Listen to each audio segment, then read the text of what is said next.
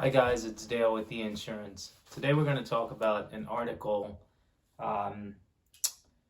that's pretty important, the pros and cons of temporary health insurance. Okay, so we won't get into the political spin of this, but Obamacare, it's almost like a lightning rod for political banter, right? But the long and short of it, whatever side you fall on it, it is pretty draconian in what it's trying to deliver. It's expensive. Everyone can agree to that. And it provides a ton of coverage. That's just kind of plain and simple. That being said, it's not everybody's cup of tea, right? Either whether you can't afford it, whether you don't think you need it, or whether you just don't enjoy the Affordable Care Act mandate, the Obamacare mandate. Either way, there is a solution, right? That solution is temporary health insurance, short-term health insurance.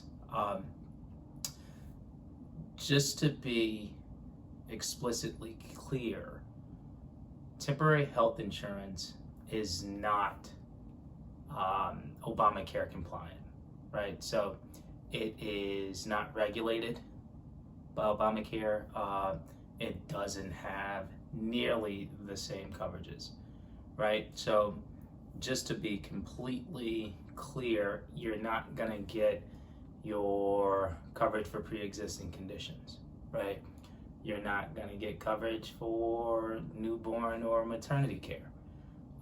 So certain real important things such as those you're not going to find in short-term health insurance. That being said, there are benefits.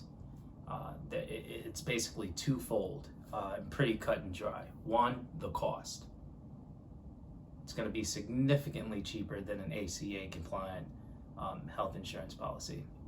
To the speed, right? So you can get a short-term health insurance policy within 24 hours of submitting an application, right? Those are two pretty big benefits.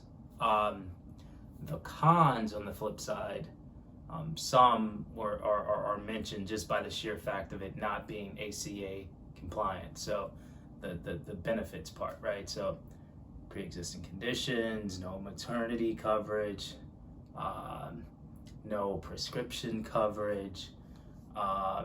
Others are you've got to understand that the policy is underwritten, right? So you can be denied a policy, period, denied coverage, period. Your application doesn't make it, doesn't cut it, because of your health history, right? Because of pre-existing conditions. We don't want to provide insurance for you. So those are some of the cons. That being said, everybody's circumstances are going to be different. So there are circumstances in which short-term health care is the right solution, right? Some of those are, or historically, some of those have been to plug a coverage gap, right? So for instance, let's say you're in between jobs, and obviously that time in between you don't have coverage. You can get short-term health insurance to provide coverage until you are covered by your new employer.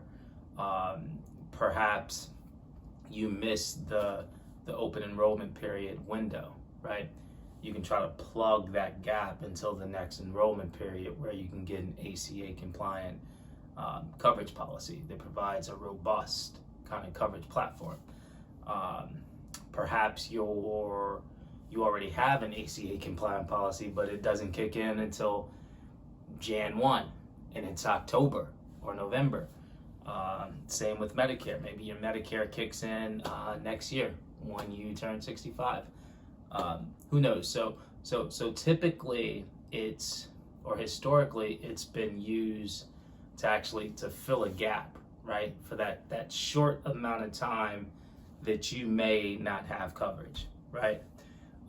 So it's not, like most things, it's not all bad, it's not all good, but if you do choose to purchase short-term health insurance, just understand what you're getting. Read the fine print, read the exclusions, get comfortable with what's covered and what is not, because it is a bare bones policy. That being said, it will not hurt you in your pocket. It will be